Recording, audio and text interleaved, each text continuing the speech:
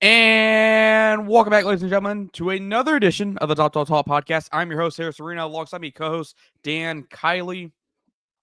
It is a wonderful Wednesday. I don't know if you can describe a post-loss as wonderful, but I guess we'll describe it, aside from the loss, as something false. It is a nice Wednesday evening. Dan, how are you doing on this Wednesday? It is the third edition of the Top podcast between you and I, following a loss. That's 100% right. We've been extremely spoiled. And, here's the one thing that I've noticed about Georgia losses is like, out of all the times that Georgia's lost the last couple of years, I think maybe one of them was like a good loss. Georgia, when they lose, they tend to get their ass whipped in every sense of the word. So at least we got that going for us. Yeah, that's the thing. I think Ben Woke put it out on Twitter. When Georgia does lose, it's usually spectacular. And you look at kind of the list in terms of like the losses and the win spread, it's usually how that looks.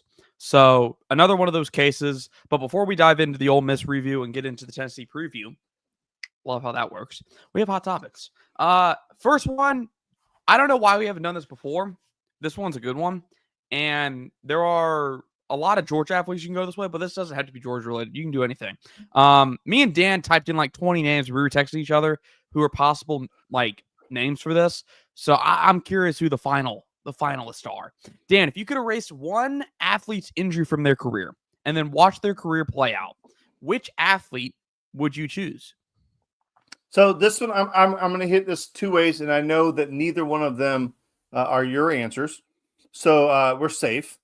But so for all of those current people who want a name that they understand, and Harrison is off screen just absolutely smashing a piece of pizza right now. I had to throw that in there. My God, son, have you ever eaten dinner before? Anyway, so for the recent people, I'm going to go Todd Gurley. I think Todd Gurley had a chance to be one of the greatest running backs in NFL history had he not gotten injured, blown out his knee, gotten the arthritis, just injuries derailed that career. Obviously, had he not gotten that torn ACL, he wouldn't have got that arthritis in the knee, which absolutely just savagely ruined his career. I mean, the guy's, I guess he's like 30 or 31 right now, and he hasn't been playing for the last couple of years. So for me, the most recent one, I honestly think had Todd Gurley not gotten hurt, he had a chance to be one of the greatest running backs of all time. Now, of all time, Gale Sayers. I think if Gale Sayers had been able to stay healthy, not gotten sick, I think he would have been the greatest running back of all time over Barry Sanders, over everybody else. So Gale Sayers is my legend answer, and then Todd Gurley is my recent memory answer. How's that, Harrison? That was pretty damn good. That was really damn good. And Gurley is probably, for me, just one of those choices where it's like, if he's not mentioned on here, we're not doing our job. You know? Mm-hmm. Like, Gurley's, correct me if I'm wrong, I think Gurley is your favorite player of all time. In terms Gurley is my favorite Bulldog of all time. And a honorable mention, because I know this isn't on your list either, Marcus Lattimore. Marcus Lattimore was probably one of the most devastating, just powerful backs I've seen come through college. And honorable mention to Marcus Lattimore. He was a hell of a talent. So I went with a similar approach. Now, when I said this, I think I caught Dan by surprise a little bit, and I'll give my reasoning here. First one, Dan, is J.J. Watt. Immediately just comes to mind. I can't tell you how many times J.J. Watt's gotten hurt in his career. I think within his first 4 or 5 years, he had at least 2 significant injuries. Now, obviously, even with the injuries, J.J. Watt's going into the Hall of Fame. I think that's pretty much wrapped up at this point. But my angle on this one, Dan, is I feel like without the injuries, J.J. Watt's probably in the same conversation we put Aaron Donald in now in terms of one of the most dominant football players of all time. That's what J.J. Watt was built as when he was healthy early in his career. And I think without the injuries, I think you're talking about Lawrence Taylor, Aaron Donald, J.J. Watt as 3 of the most dominant defensive players of all time. So that's my take. Still, even with the injuries, a really good career, a Hall of Fame career. But man, good is the enemy of legendary. And without the injuries, I think J.J. Watt is in that three-man conversation for the most dominant defensive player of all time. Next one. This was coming of age for me in terms of watching basketball. D Rose. Another one where I feel like if you're going to talk about players' career being ruined by injuries, you got to mention D Rose for all the reasons. I mean, incredible season that he had in 2011, overshadowed by the Miami Heat, LeBron-led Big Three, Miami Heat. But even with that, Derrick Rose doesn't suffer the ACL. That's going to lead into my next question, so I won't burn that one right now. But I'd love to see where D Rose's career goes from there, because it just, at that point after that, it felt like it kind of spiraled from there. Obviously, had some other injuries. But yeah, D Rose for me, one of those guys that I would like to see. Dan, you asked me when we were doing this, you asked me if I had a basketball one. So I've been thinking about it, right?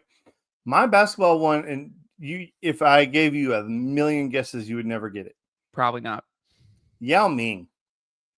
Yao Ming, I would have never guessed that. Was extremely talented. He was extremely skilled. He was also extremely injured. He had, obviously being as big as he was, he had a lot of injuries, back, legs, feet, toes. It was everything with Yao Ming. And I've heard Shaq say, I've heard a lot of other big men say that he had a chance to be one of the best ever. And not to mention, let's also give that man a lot of credit, because Michael Jordan gets all the credit in the world for growing the game globally. Yao Ming was every bit the reason that the game grew exponentially across the globe, because he was such a phenomenon. And if you're unfamiliar with Yao Ming, there's a couple documentaries. There was one on Netflix. Maybe it was a 30 for 30 on Yao. I think it was the Year of Yao or something.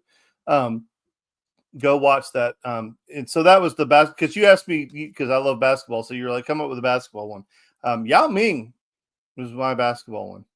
Would have never guessed that. I would have, like, every time we talk basketball in terms of like injuries and all that, D Rose immediately comes to mind for obvious reasons. I thought Kevin Love too. Now I know Kevin Love got injured. Was it a little bit later in his career? Not in Minnesota. Yeah, Kevin Love was never going to be that guy. He was never going to be that guy. That was another one that kind of came to mind. But other than that, I can't think of many others. Maybe Gilbert Arenas. I think that's a name that you see pop up from time to time in conversations about what could have been without injuries. But yeah, and part of it is you got to get the guy who was on the up, like he was still on the essential. See, that's why I don't buy your J.J. Watt one, because the man's a Hall of Famer. Like his career couldn't have been exponentially better. Yeah, my whole take with that one is I think without it, like I said, he's in that same conversation that Aaron Donald, Lawrence Taylor are in. That's kind of where I see that one going. Dan, number 2. What is your biggest sports what if? Oh, this is the greatest one, and there's a documentary on this one too. I hope Jonathan and Jeremiah are watching, and I know they're not because they don't watch our show. But if you are watching, what if Barry Bonds has gotten traded to the Braves? Barry Bonds or Alex Rodriguez, you could go either one. So, if you're unfamiliar with the story, Sports Illustrated wrote a huge article on it a long time ago about. It was for the Braves, it was between Barry Bonds and Greg Maddux, and they chose to go the pitching route, and they went with Greg Maddux, and obviously it worked. But the point of it was, the what if part of it is that the Braves had already had one of the most dominant pitching staffs ever, and then now you put that money into Bonds, and Bonds is a Brave. The what if they played it out, and according to computers and all that stuff, instead of the one World Series, the Braves would have won 3 or 4 of them. And then basically the Braves would have been the Yankees of the 90s instead of the Braves of the 90s.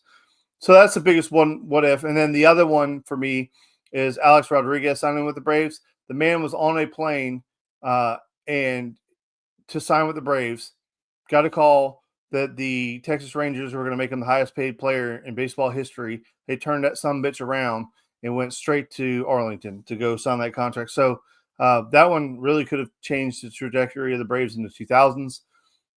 So, I mean, you talk about 2 of the greatest players of all time in baseball history could have been Braves.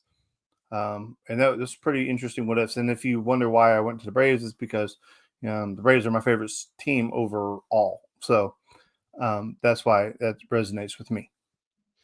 So I have kind of two, and it's interesting. So one of them, people are going to hate. What if Devontae Smith ends up at Georgia and doesn't flip to Bama? Does anything change? Was he committed? I didn't Yeah, know that. back in The Slim 20, I think it was Reaper? 15. Yeah, was committed to Georgia at one point. What happens? Maybe things I don't don't think change. Maybe anything. things do. Yeah, maybe you're right. Number two, what if Babe Ruth was never traded to the Yankees? Oh my God. Oh my God. I never considered that. Does anything like Everything changes. yeah. Everything changes. Like hitting home runs wasn't a thing until Babe Ruth went to the Yankees. Like, I mean, I don't think you understand. Like, Babe Ruth hit more home runs than the entire American League by himself. Like, hitting home runs was not part of the game. It was seen as something selfish. Like, you didn't do that on purpose. So, like, but in New York, it's big, right? Everything was bigger, better, faster, glitzier, and the fans in New York City loved it. But Boston was more of a blue collar town. They didn't. They wanted ABC baseball. I don't know how that works. I mean, does he continue to pitch and maybe stops hitting? I don't know. That's wild. That was another one that kind of popped in my mind immediately. What if he never gets traded? The curse of the Bambino doesn't exist. For sure. Dan, let's hop in. We have a Dan rant. Now, it's funny about what this rant is because last week we said we aren't going to talk rankings every week. But this week, for the second week in a row, we're talking rankings. But we're putting a spin on it. This one, we're letting Dan go ISO because the rankings had my man Dan fired up last night. So, Dan, talk to us. What's going on? So, yeah, here's the thing that I'm a little bit frustrated by is because we talked about this yesterday, and I'm about to sneeze. Let's see if I can not sneeze. Okay. Everybody's kind of stealing my thunder on this today. Paul Feinbaum's come out today. Everybody's come out today. And I try not to let the ratings bother me because, you asked me what I thought about them last week. I'm like, I don't care. And, we've had so many conversations and so many other people have conversations, and we understand that it doesn't matter what the rankings are because there's still a football game to play. They mean nothing. But here's my problem. And this is why I really do have a problem. Okay. It's not that expanding to 12 teams was never about getting the best 12 teams in the tournament. And that's the part that pisses me off. And they can't even lie well enough to hide it. It's everybody gets a trophy, and this was ever going to make everybody happy. And that's why when the ACC or the SEC and the Big Ten decided to say, fuck everybody else and go AFC, NFC, I'm not going to be sad for anybody else. I promise you I won't. I will not shed one tear for Tulane. Promise I won't, because this is bullcrap. And what really set me off is the exact same thing that Feinbaum talked about, which was you have a team in Georgia who their two losses on the season were to, at the time, number one Alabama. Alabama's still a top 10 team, and Ole Miss, right? But they've also beaten number one Texas on the road. Texas was number one. Texas was the greatest team since sliced bread. They told us how amazing Texas was. Georgia was underdog, went on the road, whooped their ass, but they're out. They're not in the playoffs. The hardest schedule in the entire country, they're not in the playoffs. But you have a Miami team who has beaten absolutely nobody, and then gets the shit beat out of them by a Georgia Tech team with a sub 500 record. And they're still in. The hell, they're the number 4 seed. Like, no, nothing to see here. Nothing happened. And, it just, the automatic bids have completely ruined this. If it's supposed to be the best 12 teams, does it be the best 12 teams? But it's not. This is some fakakta bull crap. It just, and I mean, are there some other injustices? Maybe. But, if you just go look at the teams that are in the playoffs and ask yourself, would Georgia beat any of those teams that are in there? And I mean, I think there's probably 4 teams where you could say, I'm not sure Georgia beats them. Is that fair? 4 teams? And then I think there's probably 8 teams where you'd be willing to bet your house that Georgia would beat the shit out of them on a neutral site. So, yeah, look at this. I mean, let's just go through it for fun. Let's just go for fun. Just blow that up a little bit more. Can you blow it up? Blow it up? Yeah, I got you. Hold on. How right. does this look? Oh, That's that's a little too much. All right. It's blur. It's messing up Whatever. on my side. It is All what right. it is. So Boise State, Georgia drills them. Ohio State, probably not. Notre Dame, drill them. Tennessee, we're about to find out on Saturday. Ole Miss, well, we already lost to them once. Penn State, I would bet my son and daughter's lives on that game. We'd beat the fuck out of Penn State. Alabama, we can never beat Alabama. Indiana, yeah, I'd bet we could beat Indiana. Texas, we've already beat them once. I think beating them twice would be tough. BYU, easy. Oregon, really tough game. I don't know. Miami, easy game. So you've got 1, 2, 3, 4, 5, 6. 6 of the 12 where that's a cakewalk. The other 6, they got an argument. And like I said, Tennessee might be 7, but we'll find out on Saturday.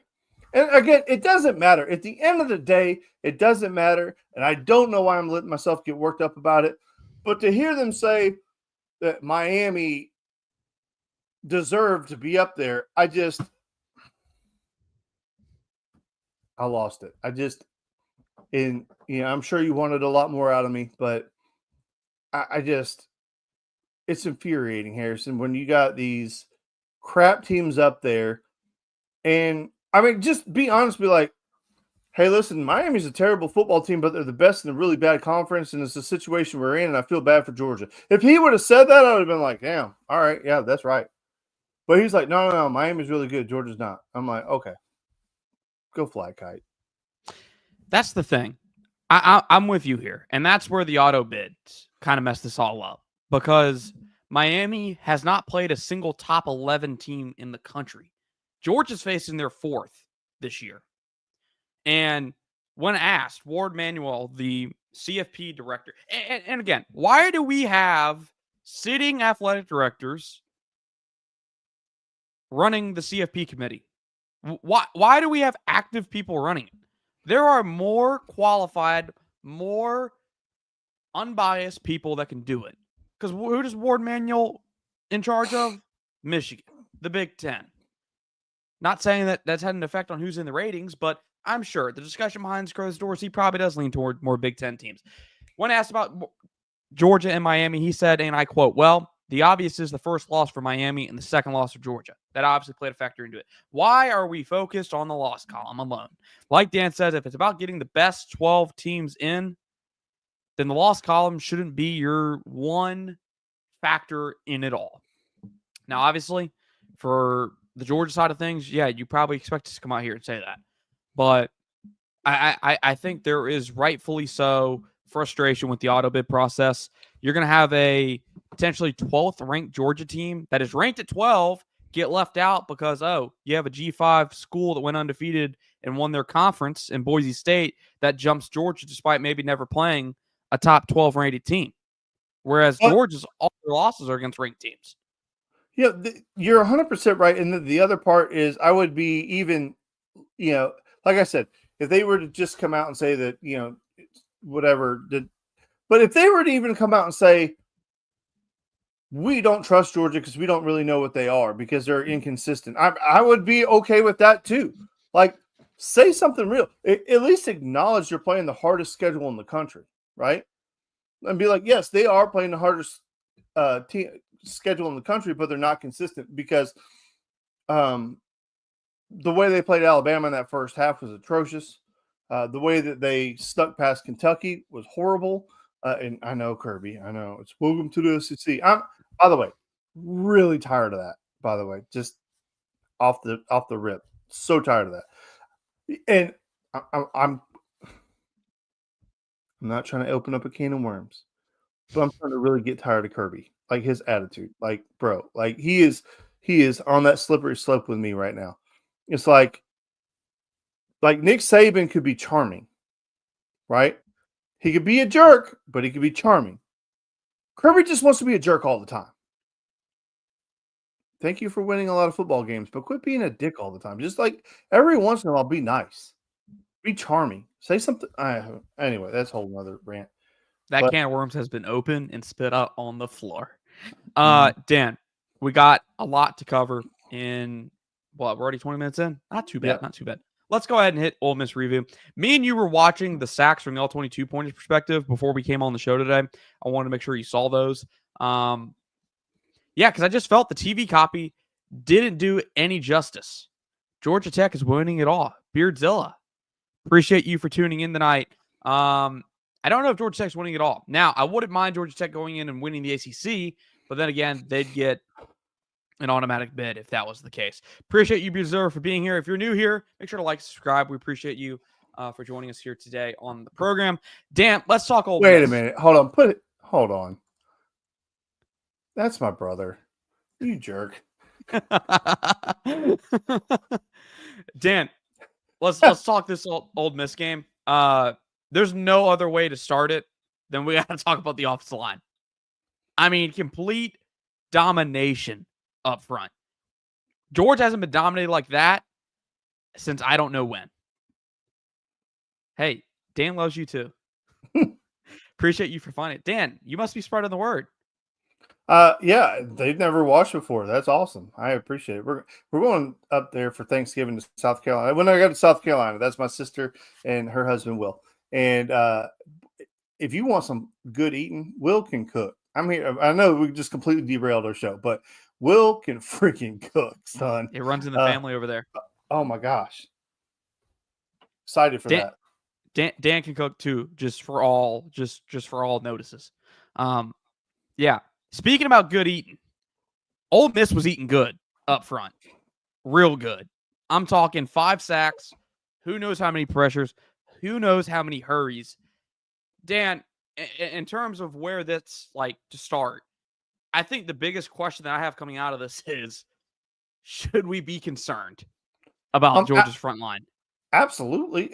That was a horrific display of offensive line play.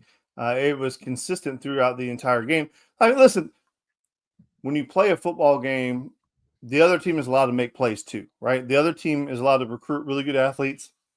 And, part of the welcome to the SEC thing that Kirby says is that every team has elite athletes. So you are going to lose a rep. The problem with Georgia was it wasn't one guy, one rep. It was consistent across the line. They were getting beat. And the issue that we have is we've recruited well on the offensive line. Okay? So where's the development? Thanks, buddy. But yeah, hey, be like Will. Everybody like and subscribe. Thank you. Please help it grow. Help the Dan will podcast stroke grow. your ego if you subscribe. Stroke our ego. You chime in. I will say something nice about you. Yeah, but my real problem is that we have a lot of talent, and it doesn't look like they're getting better. Whereas the lines of the past, we would see guys come in and they would be stars when they left. And I don't see anybody on this offensive line right now that's screaming, "I'm a superstar." There's no Amarius Mims. There's no Andrew Thomases. Hell, there's no SVP at center. I mean, Tate Ratledge is there, but I don't know how healthy he is, because that one you showed me where you isolated it and we watched it about 7-8 times. Boy, he got whipped. So yeah. I don't know. Yeah, that's a problem. If you can't block, and that was one of the things that Kirby said day one on the job was we're too small, too slow on the offensive and defensive lines. We got to get bigger, faster, stronger. Offensive, defensive lines, you win inside out. That was him from the very beginning. He's calling me out before I even read the comment. That's crazy. Shout out DGD podcast, Robert Reynolds, our great friend. Yeah, the offensive line was very disappointing, and I do have it still pulled up. We're not a film show, so I don't know if we will want to pull up. I think they've already had their embarrassment of the week probably over there in the film room. But I mean, just general takeaways here. Let's move it forward. I mean, there's 2 takeaways. I guess 2 remaining takeaways from this game. Georgia still has no identity. Not only do they not have an identity offensively, they don't have an explosive playmaker. Who's the go-to guy in those go-to situations? I will say, in my opinion, from what we've seen, Dylan Bell needs to be that guy. Because every time Dylan Bell gets the ball, something good happens. Anytime it's in his direction. If you need an example, go look at the batted ball that he caught right at the goal line versus Florida. I think there was a 90% chance if that goes somewhere else, it's getting picked off or batted down in the air. But Dylan Bell just caught it because Dylan Bell's magical. I want to see Dylan Bell get more involved. I think that's the key to unlocking this offense. When you go back and you watch the second half of the Bama game, who they get the ball a lot to? Dylan Bell. I don't know why he doesn't get the ball more. They don't have. They can get creative with him. That's just something that's not happening. And for the receivers as a whole, Georgia doesn't have a go-to guy, and it's problematic, especially on third down. When you go watch Carson Beck last year, he was quick, he was decisive with the football, and when he would put it in harm's way, it was rather rare. It would be to a guy like Brock Bowers, or it would be to a guy like Lab Hockey. Right now, it doesn't seem like he has a guy that he will put it in harm's way for specific. Like just I'm gonna put it in harm's way because that guy's that guy. He would put it in harm's way to just about anybody right now. He's trying to develop that, I guess, sense of connection. Georgia has to find a guy. You can't rank 90th in the run game in yards per game and be middling or average in the passing game. Just not how it's gonna work if you want to win a national title. Dan, the second thing, after I went back, I watched the game over again from the All-22, and I think it was clear. Carson Beck didn't have a bad game. He was improved from where he had been the past 6 games. Ultimately, Georgia didn't win the game. He still had 2 turnovers, the fumble and the interception. Now, granted, the interception was tipped to the line of scrimmage. He put it. He went. It was the right decision. Just rather unlucky right there at the end of the game. But still, like we said, there's something missing with the offense. And right now, there's 2 things. It's been the line and it's been the playmakers. Georgia doesn't have a guy at either position, up front or on the outside. And that's problematic. Very problematic. Dan, I did have a stat here for you. Defensively. This is courtesy of Michael Bratton. Georgia entered Saturday ranked number 5 in the country in fewest explosive plays allowed. 20 yards or more is the metric for that. Now, they rank 30th. Off 1 game. They dropped 25 spots. And that's where we'll start with Ole Miss offensively. Georgia had no pressure, rarely. And guys were running open. Guys were catching the ball in space and picking up yards in space. Yeah, but did they hold them to like 5 field goals, or how many field goals was it? I'll have to go look. But yeah, they did hold them to field goals down towards the end of that game. And that's the, in our group chat, we were talking, like, of all the things to be mad about in the game, the defense wasn't it. Mm-hmm. Like, I mean, yeah, that'd be cool if we could hold Ole Miss to 7 points, but that's not realistic. It's one of the best offenses in the country with a senior leader at quarterback who's arguably, he's the best quarterback in the country this year. Now, I'm not saying this game's going to translate to the NFL. I'm not saying that. I'm just saying in college, Jackson Dart's probably the best quarterback playing football right now in college. And they maybe don't have the best wide receivers. Maybe if you put Jackson Dart at, say, Ohio State with that plethora of wide receivers, he'd probably put up numbers that Joe Burrow would like dream about. But Georgia's defense held them to 25 points. They got off the field more times than not. They held them to field goals. And also keep in mind, some of those where they gave up points is because they were put in a bad spot by the offense. But so defense, I really don't. I'm not here for it, Harrison. I'm really not. Okay, like I don't want to. I'm not here for any slander to the defense. Oh, and that wasn't the point of this segment. It was just they gave up 25 points to an offense that could easily score 70. Mm-hmm. So I think the defense did their job. I am sick and tired of this offense. Everything about it. Outside of ETN, I would pick up the entire offense and throw it away. It's so bad. I think the point that rings true in terms of conversations during the game or after the game was, holding Ole Miss. So Georgia gave up 28, but obviously one of those was like a last-minute field goal. So yeah, effectively they gave up 25. In a competitive environment, it was 25 points. But towards the end, they gave up the field goal at the end. I think Georgia, if you came into the week saying they're only going to give up 28 points, you probably think Georgia wins that game. All right. I've tried to keep him at bay for as long as possible. Kenan, you have 2 minutes. That's all you have. Okay? So you get 2 minutes. That's it. Come on. Make it one. Make it one.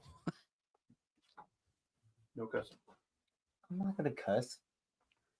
So, what do you think? How's it going? I just want to know what you think about the game. It was bad. Mm-hmm. Who was right? Cannon was right. Mm-hmm. Thank you.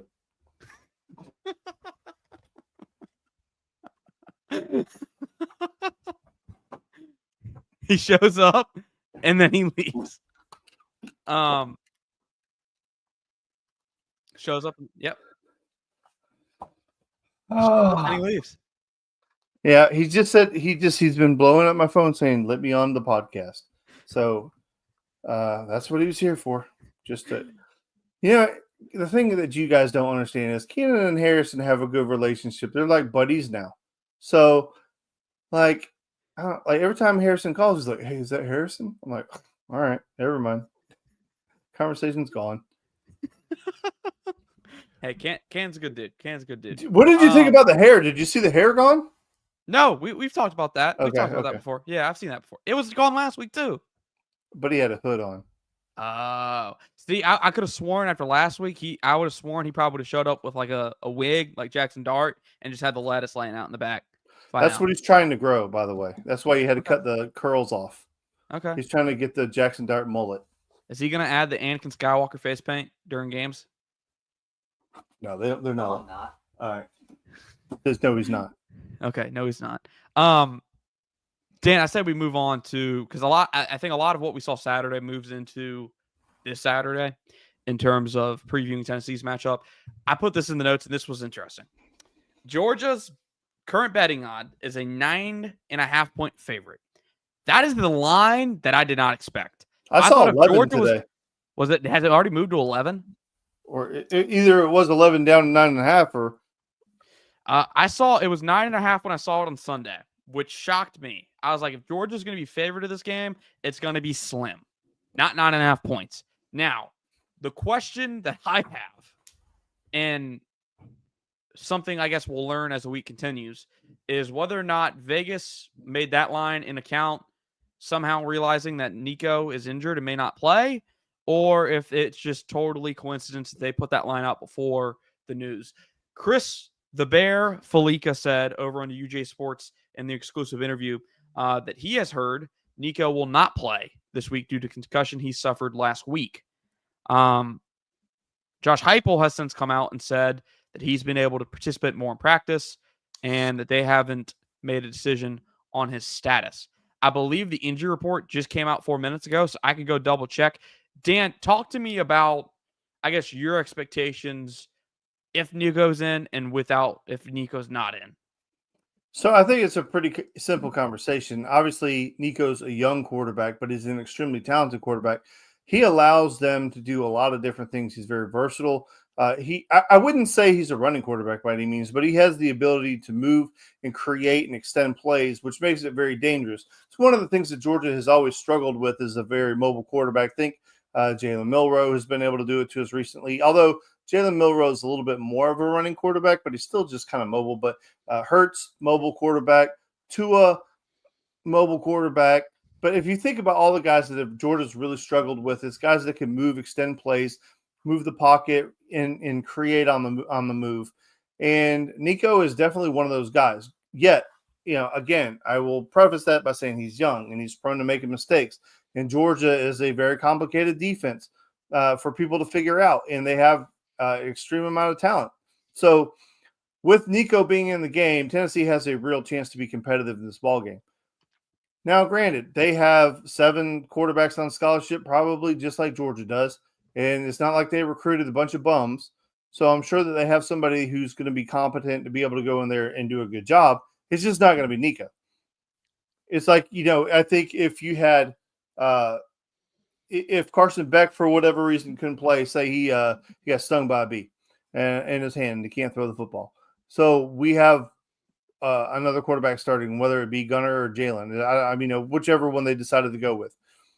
I mean, I think you would have confidence that they could run the offense, right? But at the same time, you would be like, well, it's not Carson. And so I think that's where Tennessee's at right now. They probably have a guy who can come in and do just a fine job, but it's just not Nico. He's not as dynamic as Nico is, because if he was, he'd be the starting quarterback. Yeah, I think that's definitely the way to put it. Gaston Moore is their backup. We've seen a little bit of him, mostly in garbage time this year, granted. He did play, I guess, the last half of that football game last week versus Mississippi State. Put Will's comment up. What's up? Put Will's comment up. I think Georgia wins, but they won't cover. He said he can't remember when Georgia lost 2 in a row. Okay, well, here's the deal. The last time that Georgia lost back-to-back games, Will, it was to Ole Miss and Tennessee in that order. Was that 2015? I don't know. But that's the last time. The last time that Georgia lost 2 in a row, it was to Ole Miss and Tennessee back-to-back. I didn't even know that. Well, now you do. I might figure out what year that was. What a stat by Dan. Dan just out here putting out stats. Yeah. I say I lean with this right here. I think he's right. Beardzilla. Georgia wins but won't cover. That's my prediction, certainly. If Nico's in and Nico does play, which it looks like, dang. He's back in here again with his prediction. We might see him next week. I got Tennessee over Georgia 27-20, Cannon says. I'll put this up, but I'm not reading that out loud. Yeah. He's a troll. I think 9.5, way too big of a spread for me, especially if Georgia's the favorite. I think 9.5 is too big for me for either side as a favorite. Damn. I want to talk about this before we move into the stat comparison that I brought up here that I have on the stat sheet or on the note sheet. Mm-hmm. Me and you were both early adopters of Josh Heupel. Going into the 2022 season, I think our biggest hit of all time takes on this show was we both had Tennessee taking a leap. We thought they were going to be good. Now, I don't know if we thought they were going to be as good as they turned out to be that year, but me and you bought stock that year heading into that. That was probably our biggest hit on this show. So with that in mind, we're not new to the Josh Heupel train. And I'm going to go ahead and give him some more credit, because my question with him after last year was how much better could he get on the defensive side of the ball without sacrificing the way he plays offensively. Now, with his running gun, veer and shoot, whatever you want to call it, pace and space, that's a basketball reference right there, pace and space. It's not the most maybe defensive balanced approach to playing football. But my God, Tennessee has a really good defense. Really good defense this year. They rank what? They're number 5 in scoring defense, and they're number 15 in scoring offense. They're one of the only teams in the country that ranks at the top 15 in offense and the top 5 in defense. Really rare category they're in right there. I want to give him credit for that. They're playing really, really good on the defensive side of the ball. And up to this point, Dan, it's been their defense that have won them some football games, which who would have thought you could say that about Tennessee just 2 years ago? I certainly did not think that.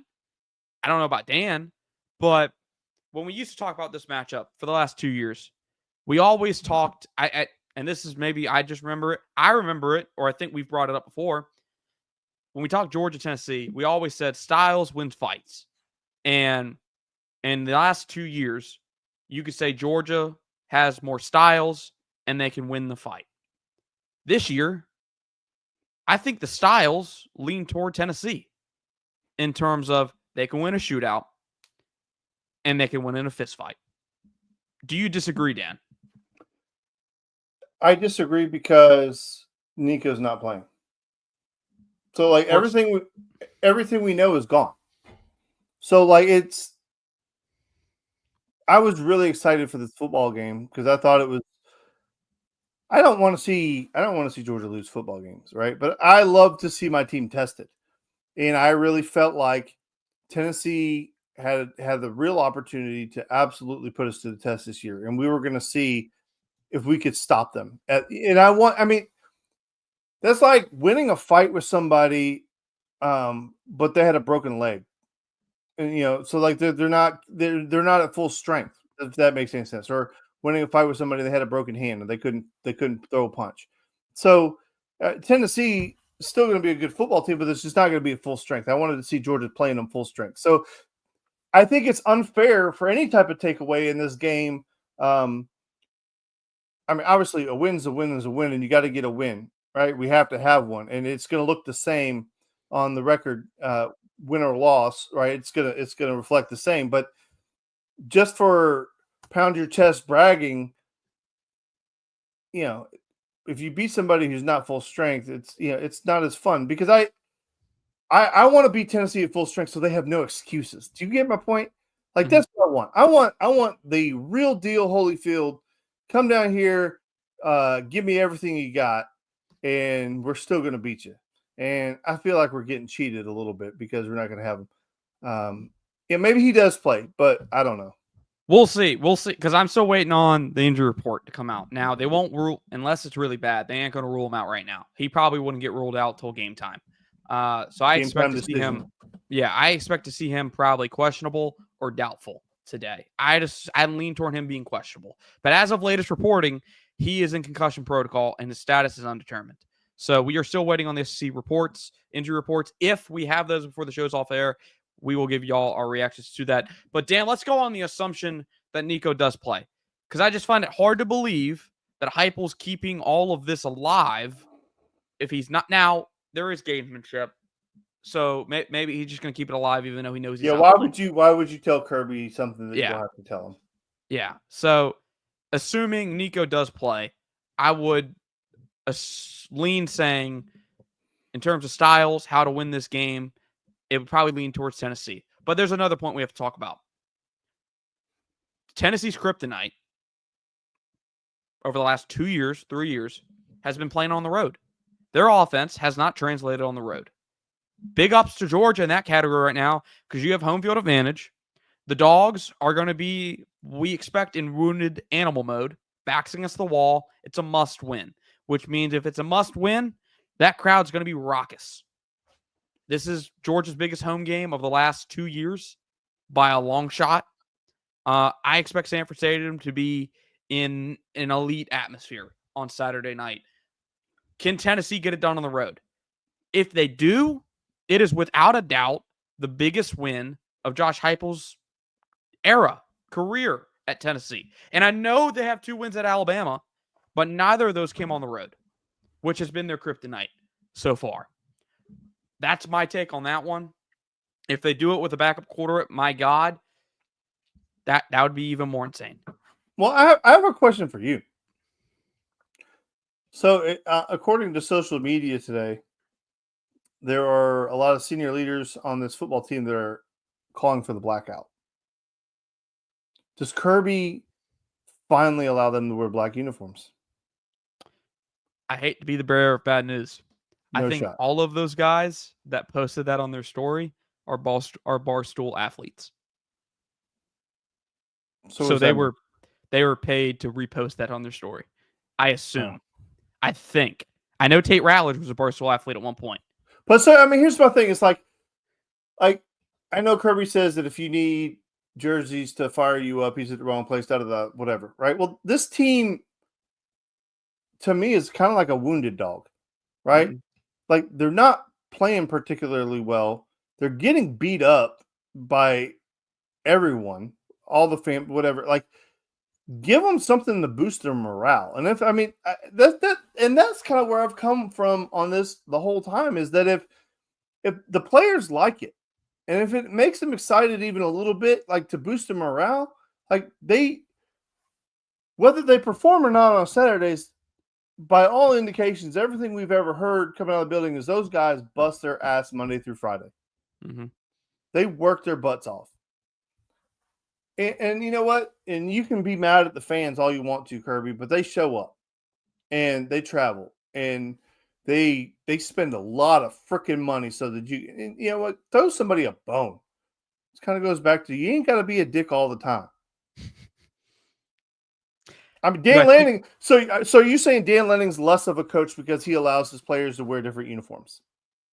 You asking me or are you asking? Yeah, it's just a general question. Is Dan Lanning less of a coach because he allows his players to wear different uniforms? But I think an important part of that discussion is that's part of Oregon's identity in terms of like that's their brand.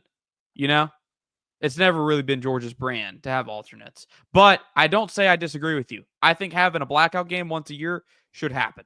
Just like Tennessee has a checker. Is it checker? Tennessee has some freaking badass uniforms. That the Venom All Blacks, son. Those are awesome. That video too. Grays? Yes, the intro video for the black jerseys were awesome. With the Venom thing gets on them and it's stuck and he can't get it off, and all of a sudden he's wearing a black. Dude, that should win an Academy Award or some shit. Insane stuff. I have some stats. Kind of trending now, as Dan said earlier, kind of goes out the window if Nico's not playing. But we have stats here. And I just gathered these to just kind of look at the comparison and to kind of make a point here. Offensive explosive plays, 20 yards or more. Georgia ranks 28th nationally. Tennessee's 39th. That surprised me. Really did. That surprises me big time. Yeah, big time. Now, defensive explosive plays allowed. Georgia ranks 30th. Tennessee's number 8. Third down conversion rate offensively. Tennessee ranks 39th. They're converting at a 41% clip. Georgia's 83rd at a 38% clip. Third down conversions allowed. Tennessee's number 2 in the country at 24%. Georgia's tied for 5th at 28%. Now here's where it gets kind of interesting. Well, can I comment on your third down conversion rate? I thought Georgia was worse than that. It seems like it. I thought they would be too. I thought they'd be much lower, but still 83rd out of 150 is pretty bad. Yeah. When you put it into that perspective. Now, scoring offense. Tennessee's number 15 with 37.6 points per game. Georgia's 48 at 30.6. Now, I did some research of my own and looked at just SEC opponents because Tennessee put up damn near 70 their first 3 games of the year playing Tijuana Tech for their first 3 games. So we took those out and we did just SEC opponents. Tennessee's averaging 24.5 points per game versus SEC opponents. Georgia's averaging 27.57 versus SEC opponents. Scoring defense, Tennessee's number 5. Georgia is number 16. Dan, by those metrics, obviously everything tells you to lean Tennessee. But the odds, the feeling, the narrative, like Beardzilla says, just the playoff implications is going to have Georgia playing up. That's what I feel like is going to happen. Now, as we have talked about before, especially recently, the old kind of like gimmies in terms of talking about Georgia and like what you think's always going to be there. I don't think you could say Georgia playing up and playing like they have in past previous big games. I don't think that's a gimme anymore. You know, I think if it was a gimme, they would have showed up, played a lot better at Ole Miss. Probably would have won that game. So there was always that doubt in my mind, but I'm not picking Georgia against Georgia to lose this game. I think Georgia's going to win.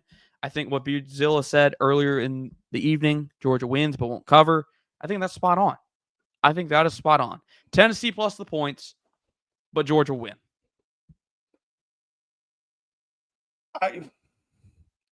It's been such a long time since Georgia had their back against the wall where everybody was really against them.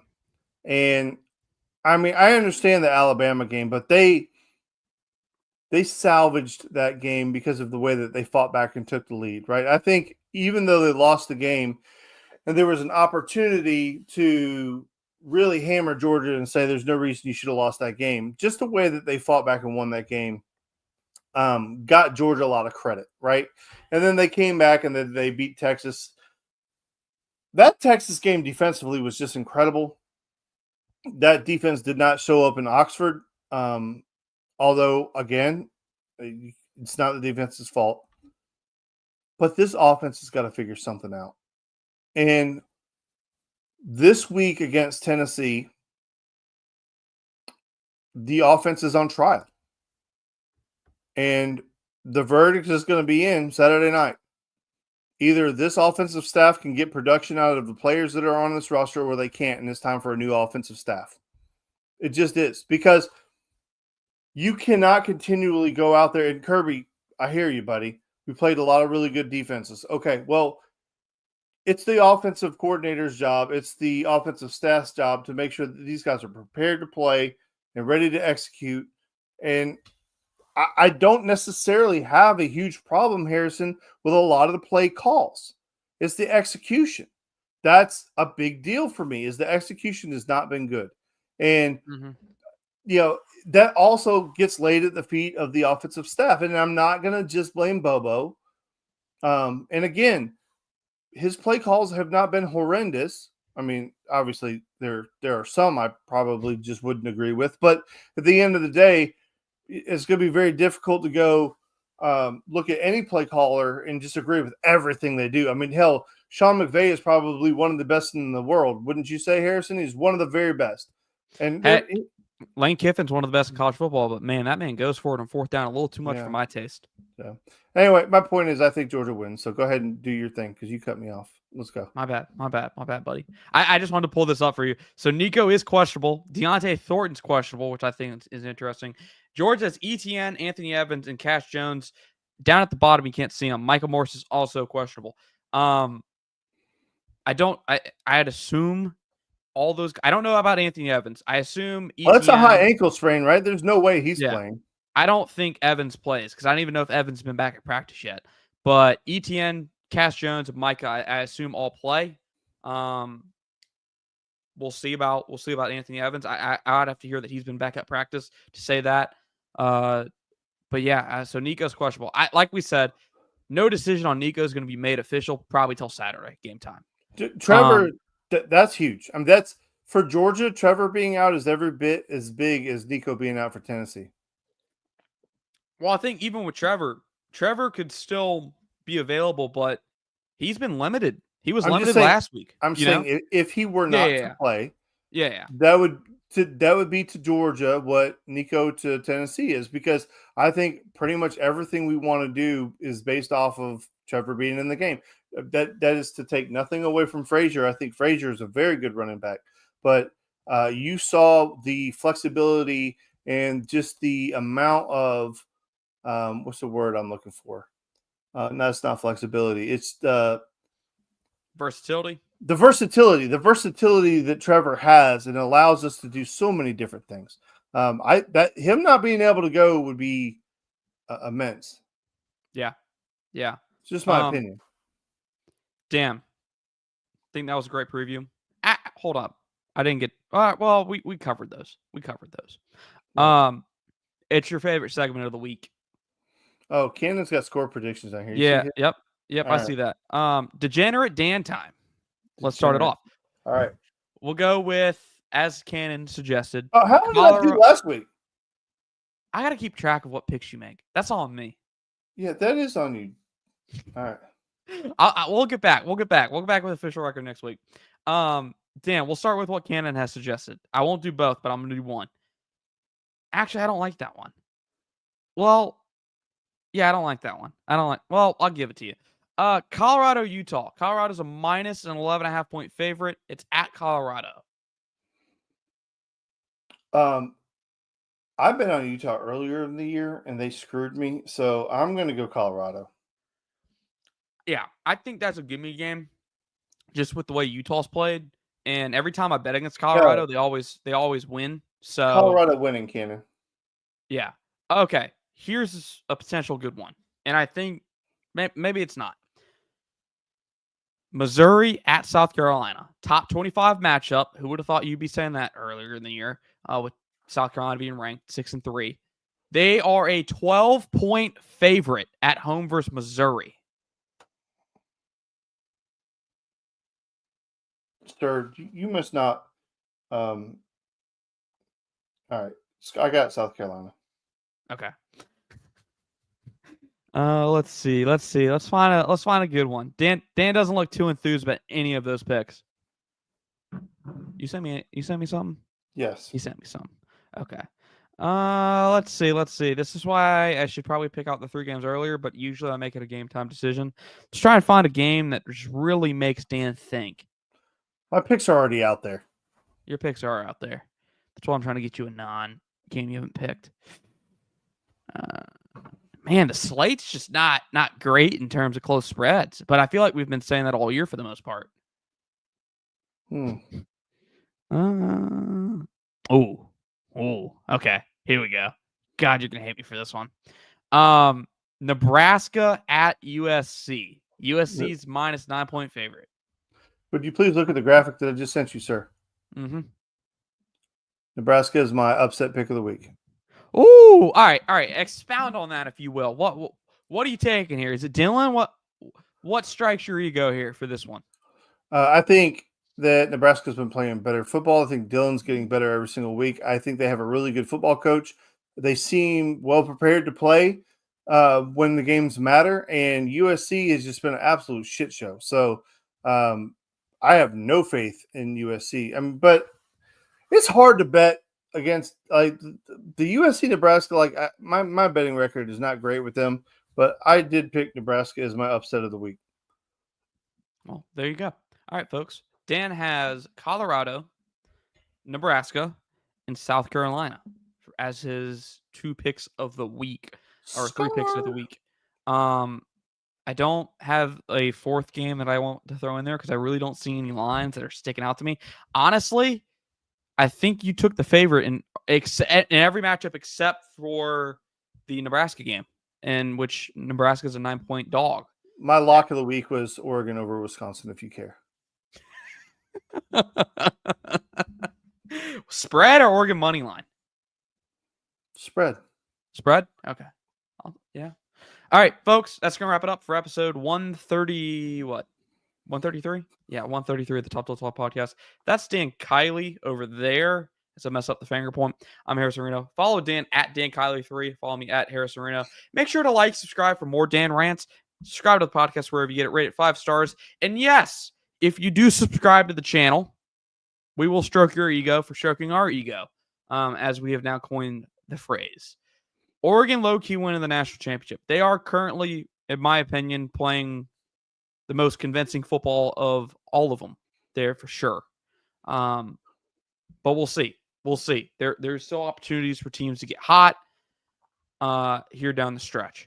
Dan? Hey, if you have nothing to do on Friday night, at 7:30 at Douglas County, Mill Creek travels to play.